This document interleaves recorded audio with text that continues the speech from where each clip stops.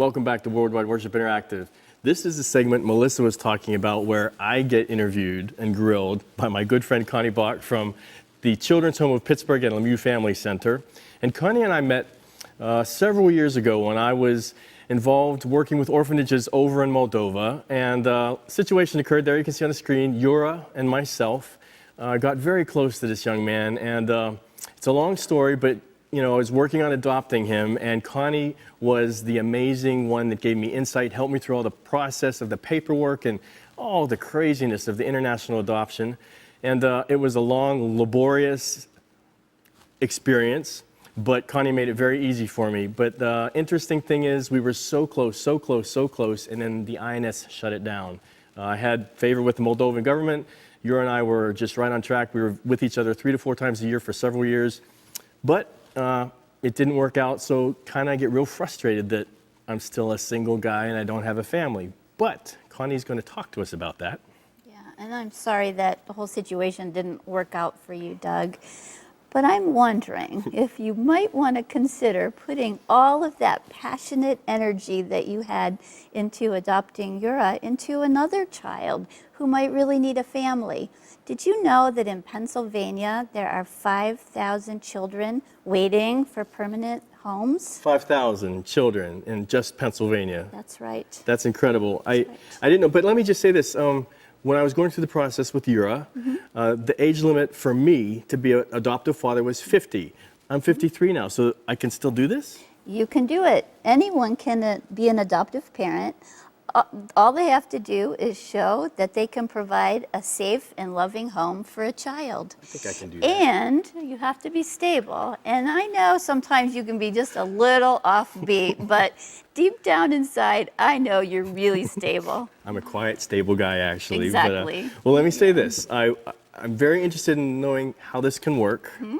But, can a guy like me provide adequately for a child? Do I have the right resources? And more importantly, do I have everything to give to that child that that child needs? And I'm really glad that you're thinking about what a child would need.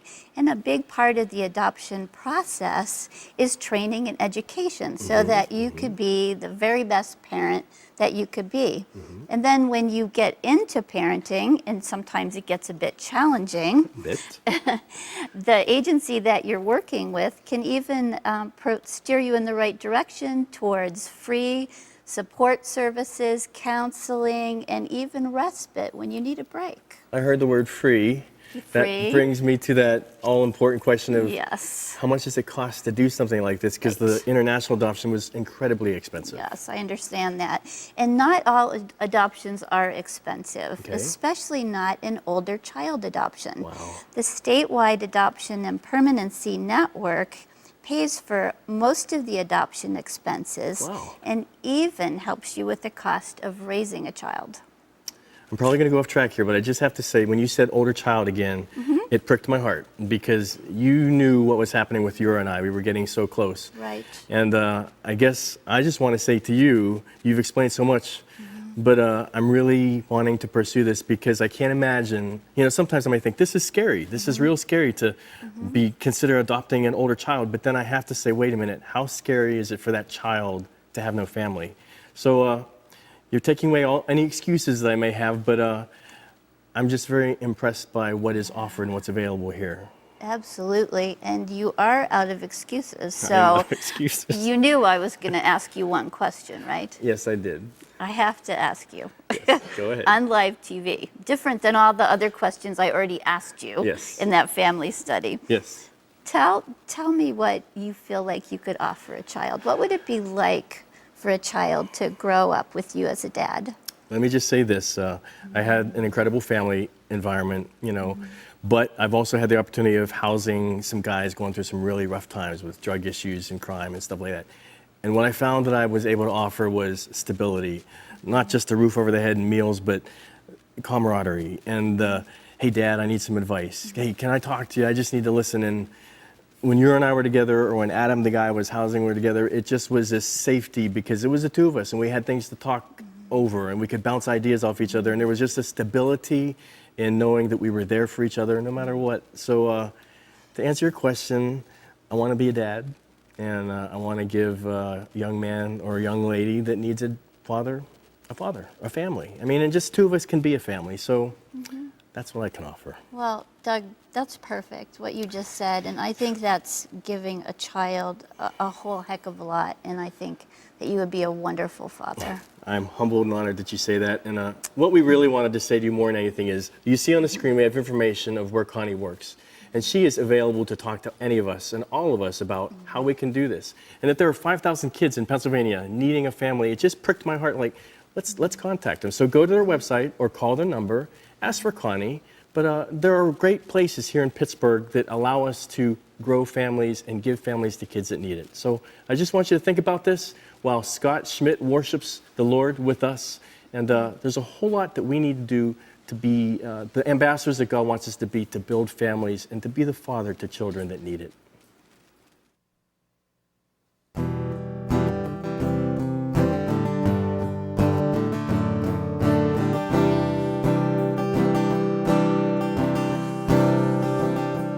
When last we left our hero, he was hanging from the cross, thirsty and seconds from death, still preaching to the lost. One more chance to save a soul before he closed his eyes.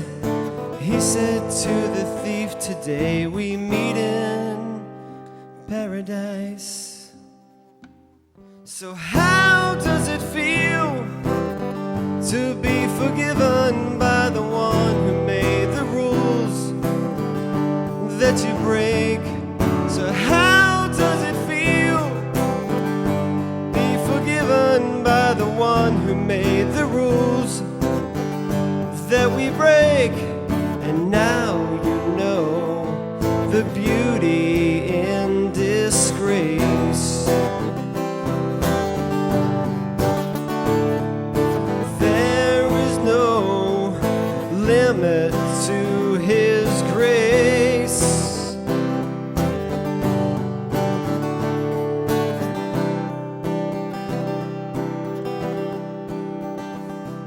The last one who was saved